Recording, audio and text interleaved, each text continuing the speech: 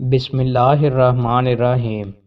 رسول اللہ صلی اللہ علیہ وآلہ وسلم نے ارشاد فرمایا، یہود و نصارہ کو سلام کرنے میں پہل نہ کرو، اور جب تم ان میں سے کسی کو راستے میں ملو تو انہیں راستے کے ایک طرف چلنے پر مجبور کر دو۔ رسول اللہ صلی اللہ علیہ وآلہ وسلم نے ارشاد فرمایا، تم میں سے کسی شخص کے اعمال اسے نجات نہیں دلائیں گے۔ صحابہ نے عرض کیا، اللہ کے رسول آپ بھی نہیں؟ آپ صلی اللہ علیہ وآلہ وسلم نے فرمایا، اور میں بھی نہیں، مگر یہ کہ اللہ اپنی رحمت سے مجھے ڈانپ لے۔ درستی کے ساتھ عمل کرتے رہو، میانہ روی اختیار کرو، صبح شام اور رات کے کچھ حصہ میں عبادت کرو، اعتدال کا خیال رکھو، اس طرح تم منزل پا لوگے۔ رسول اللہ صلی اللہ علیہ وآلہ وسلم نے ارشاد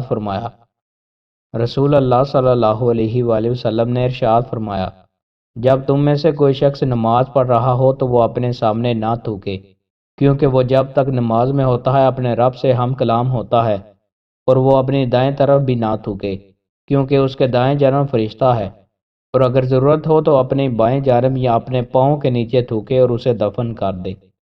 رسول اللہ صلی اللہ علیہ وآلہ وسلم نے ارشاد فرمایا، جو شخص نیزے سے اپنے بھائی کی طرف اشارہ کرے، فرشتے اس پر لعنت بھیجتے رہتے ہیں حتیٰ کہ وہ اسے رکھ دے، خواہ وہ اس کا حقیقی بھائی ہی کیوں نہ ہو۔ رسول اللہ صلی اللہ علیہ وآلہ وسلم نے ارشاد فرمایا، جب تم میں سے کسی کی دوران نماز ہوا خارج ہو جائے تو وہ جا کر وضو کرے اور آ کر نماز دہرائے۔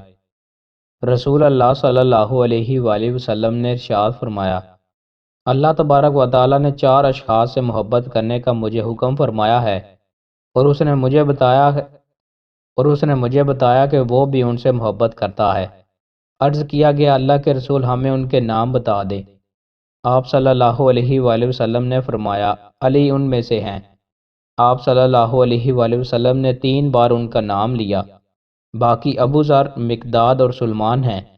اس نے مجھے ان سے محبت کرنے کا حکم فرمایا ہے، اور اس نے مجھے خبر دی ہے کہ وہ ان سے محبت کرتا ہے۔ دوستو، مزید اچھی ویڈیوز کے لیے ہمارے چینل کو سبسکرائب لازمی کریں۔ بہت شکریہ۔